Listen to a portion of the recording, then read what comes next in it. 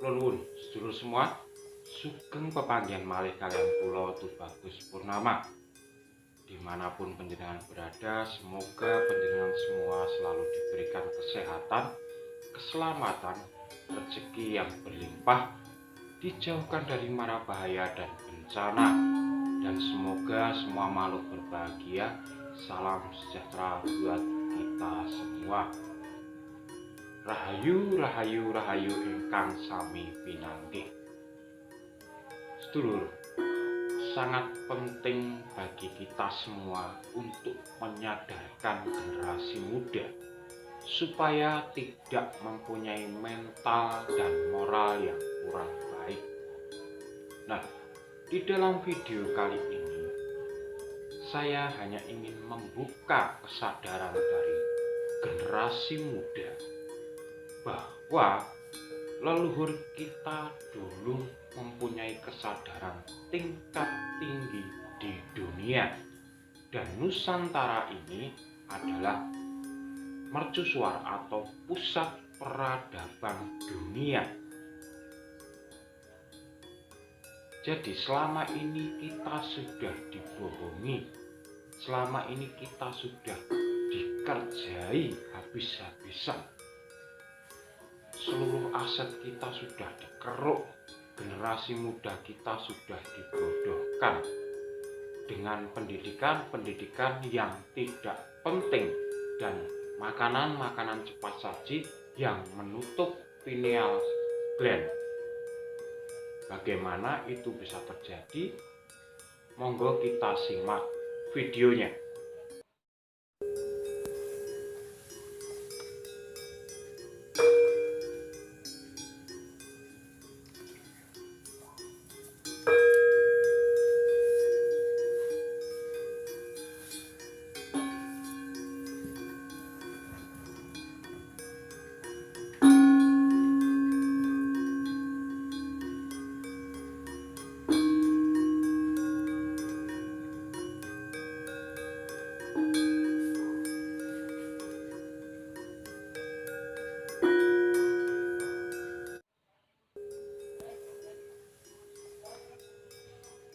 Baik sedulur, selamat pagi, siang, sore, maupun malam, kapanpun panjenengan nonton video ini. Saya ucapkan terima kasih karena sudah mendukung channel ini agar terus berkembang dan memberikan perspektif atau membuka wawasan-wawasan baru bagi panjenengan semua. Boleh di like, subscribe, dan komen maupun di share kalau memang video ini berguna bagi panjenengan dan bisa bermanfaat bagi sesama. Karena di saat-saat ini memang penting jangan sampai kita terlambat untuk membuka kembali wawasan tentang kesadaran dan kebangsaan Nusantara. Jadi bisa kita gambarkan jutaan tahun yang lalu itu bumi belum berbentuk seperti ini, dan tempat yang paling layak untuk dihuni adalah tempat-tempat yang tropis, beriklim tropis, tidak beriklim subtropis atau beriklim kutub. Sangat ekstrim sekali. Maka dari itu sudah bisa dipastikan bahwa manusia pertama kali yang ada di bumi ini jutaan tahun yang lalu adalah berada di Nusantara. Terbukti ditemukannya fosil-fosil manusia purba yang terutama berada di Jawa, Sulawesi, Sumatera. Itu adalah bukti nyata bahwa manusia-manusia pertama kali, peradaban pertama kali itu adanya di Nusantara. Di samping itu, bukti bahwa pulau terpadat di dunia itu adalah Jawa. juga membuktikan bahwa adanya kepadatan penduduk itu karena dulunya merupakan pusat peradaban. Karena penduduk itu atau manusia itu cenderung mencari tempat untuk bisa mempertahankan hidup. Entah dia nelayan, entah dia bertani, entah dia berkebun. Kalau lahan dan tempatnya itu tidak sesuai, maka untuk bertahan hidup akan kesulitan. Jadi secara akal sehat, bahwa Jawa menjadi peradaban, pusat peradaban itu adalah benar dengan bukti-bukti tadi. Kemudian bukti yang lain lagi adalah peninggalan leluhur kita dari jutaan tahun yang lalu. Itu banyak sekali ditemukan di Kalimantan, di Sulawesi, Sumatera, Papua.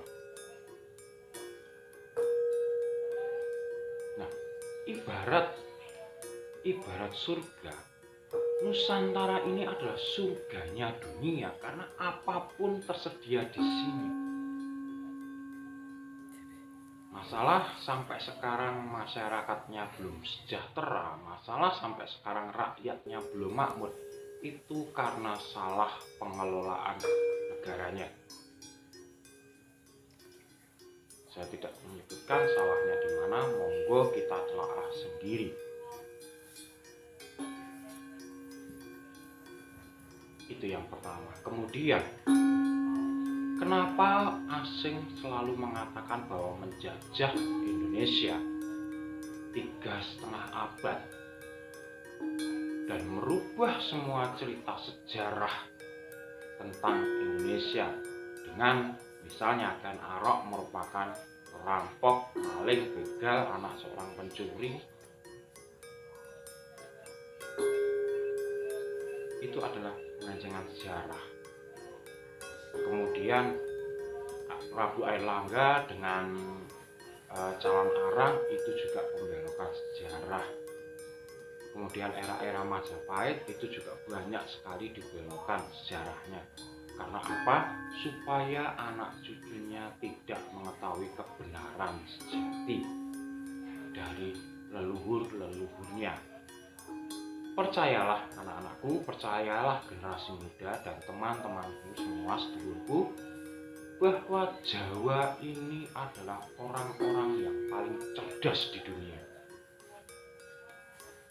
Terbukti dari Jawa ini bisa menampung keberagaman apapun, entah itu agama, entah itu suku, entah itu adat, budaya. Di Jawa ini banyak sekali yang bisa ditampung. Itu kalau orang tidak mempunyai kesadaran murni tingkat tinggi, maka tidak akan bisa berlaku. Panjenengan bisa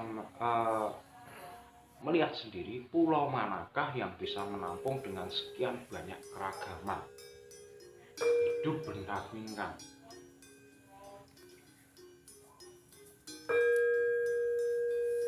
Nah, kalau kita menanyakan sekarang generasi muda apakah mengenal antariksa, apakah mengenal berapa galaksi, dan apakah betul galaksi-galaksi itu diciptakan oleh Tuhan atau Sang Hyang Widi atau Sang Hyang Agung atau Allah, itu hanya untuk penghias langit? Tidak. Yang berpenghuni bukan hanya bumi saja. Kita ini bukan hanya makhluk utama yang di bumi saja, tapi di tempat-tempat lain juga ada kehidupan.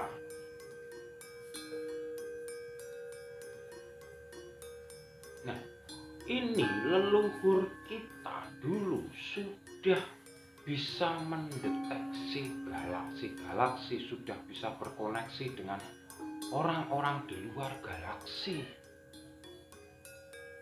terbukti Gunung Padang itu adalah sumber portal untuk berhubungan dengan galaksi, untuk memantau dari galaksi lain. Ada juga di Candi Suko, ada juga di Candi Boko, ada juga di Sulawesi. Padahal itu zaman megalitikum sudah bisa mendeteksi semua.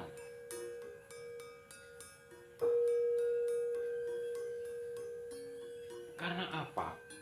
Mereka betul-betul bersaksi bahwa ada Tuhan yang menciptakan alam semesta ini, dan tidak hanya manusia di bumi saja penghuni galaksi atau antariksa atau alam semesta ini.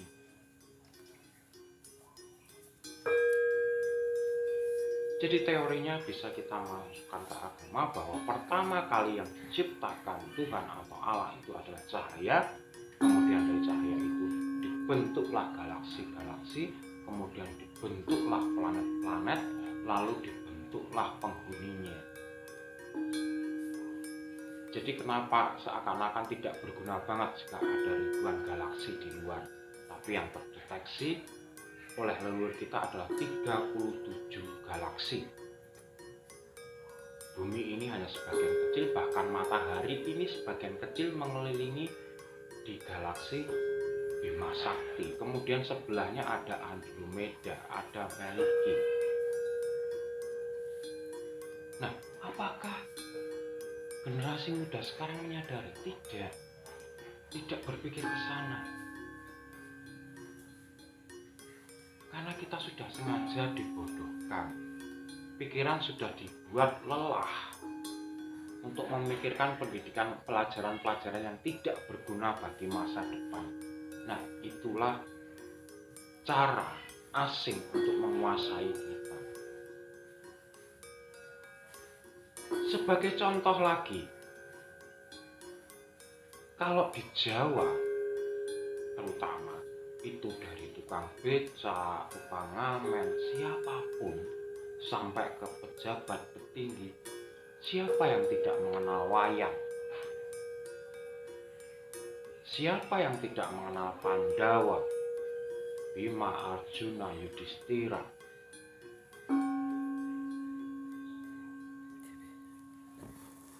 Berbeda dengan di India yang hanya mengenal Mahabharata, serial Ramayana. Kalau di Jawa ini lebih mengenal pada teori penciptaan ketika Sang Hyang Ismoyo, Sang Hyang Antogo, dan Sang Hyang Manikmoyo itu diciptakan dari telur. Sampai ke Resi Wisrawa dan Dewi Sukesi dengan sastra Jenda Ayuningratnya. Sampai ke Rahwana. Ini semua mengenal. Artinya apa?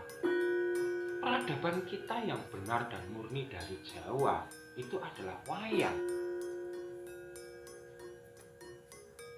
Nah, sedangkan saat kita dijajah, manuskrip-manuskrip kuno, buku-buku atau apapun itu yang menjelaskan tentang pengobatan, tentang teori penciptaan, tentang antariksa, itu dibawa semua ke Belanda. Kemudian Belanda kalah dengan Jerman, lalu dibawa ke Berlin. Kemudian di Jerman dilelang, maka ada yang dibeli Amerika, ada yang dibeli Spanyol, ada yang dibeli Italia, ada yang dibeli oleh Belanda kembali. Itu ilmunya untuk disebarkan. Sedangkan generasi kita dibuat memang seperti ini. Contoh yang menjadi inspirasi bagi film-film luar negeri adalah film-film dari Marvel. Itu semua adalah ilustrasi atau ilham atau yang menginspirasi adalah dari manuskrip-manuskrip Jawa.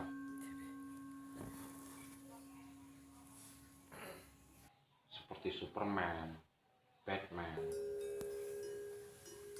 itu adalah dari inspirasi dari Jawa, terutama dari wayang tadi. Sedangkan kita kebalikannya, Prabu Anglingdarma di tempat kita dianggap itu sebagai dongeng atau babat, cerita yang belum bisa dipastikan kebenarannya, tapi bukti-bukti nyata peninggalannya itu ada. Karena Prabu Anglingdarma itu manusia terakhir yang menguasai Desendriya. 10 panca indera, bukan hanya 5 indera, tapi ada 10 indera, maka disebut Desendriya. Nah, ini sengaja itu dibuat dongeng. Lalu Sangkuriang juga dibuat dongeng atau babat, tapi ada buktinya Tangkuban Perahu.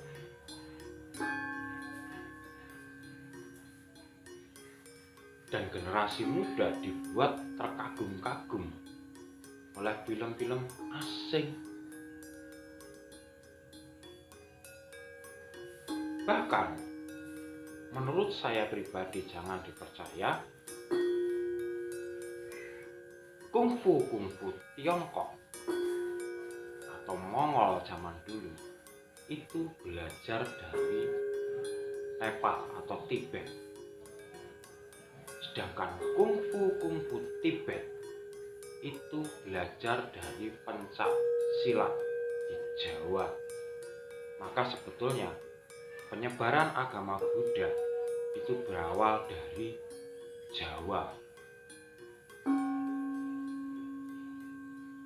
Dan biksu-biksu Tibet itu belajar di Jawa, kemudian dibawa dikembangkan ke Tibet, lalu di Tibet diserap ke Mongol menjadi sekarang Tiongkok, menjadi kungfu Tiongkok atau pencak silat Tiongkok. Itu sebetulnya sumbernya dari pencak silat Jawa.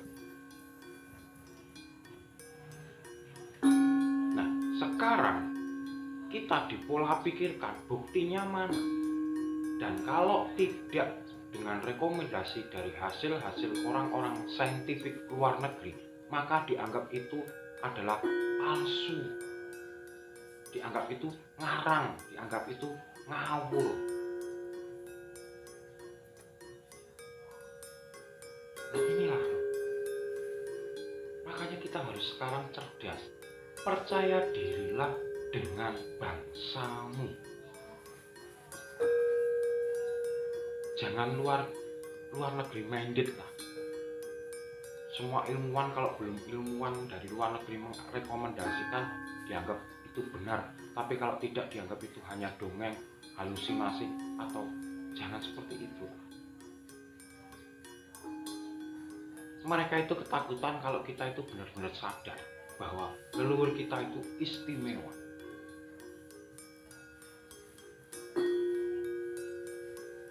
Bahwa Jawa ini adalah pusat peradaban dunia. Maka dari itu, mari kita dukung kembali supaya Jawa menjadi pusat peradaban dunia lagi, khususnya Nusantara. Jadi jangan takut, jangan minder bahwa semua itu, termasuk pengobatan dari Tiongkok, itu adalah sumbernya dari manuskrip Jawa. Kalau tidak percaya, karena bahan utamanya di sana itu tidak ada. Jadi harus mengekspor dari Jawa. Bagaimana bisa menciptakan sebuah keilmuan pengobatan kalau bahannya tidak ada? Itu kalau kita memakai akal sehat. Maka dari itu, ayo tingkatkan kecerdasan sedulurku semua. Banggalah menjadi bangsa Nusantara, banggalah menjadi orang Jawa. Jangan terlalu terkagum-kagum dengan produk luar negeri. Karena mereka semua sebetulnya hanya plagiat, menyontoh, mengembangkan ilmu-ilmu kecerdasan dari leluhur kita. Banggalah kita gali lagi ilmu-ilmu dari leluhur kita, karena saya percaya saat ini banyak sekali ilmu-ilmu leluhur kita yang sudah mulai muncul ke permukaan, walaupun banyak ditentang. Contohnya yang mengeksplorasi Gunung Padang, saudara saya sendiri yang sekarang sudah almarhum, itu banyak sekali penentangan, tapi ilmu-ilmunya memang bisa dinyatakan, difaktakan. Kemudian ada ulama yang menceritakan benar adanya di Jawa ini tentang kecerdasan leluhur, tentang kemajuan, tentang peninggalan, tapi juga banyak ditentang. Tapi mereka tetap terus maju, dan sekarang ini semakin banyak lagi. Jadi memang sudah saatnya yuk kita bergandengan tangan, kita bersama-sama untuk menuju Nusantara yang gemah ripah lojinawi, ayom ayem toto titul tentrem kerto raharjo. Kalau ada salah kata saya mohon maaf yang sebesar-besarnya, dan akhir kata saya itu Bagus Purnama mengucapkan rahayu rahayu rahayu, matur nuwun.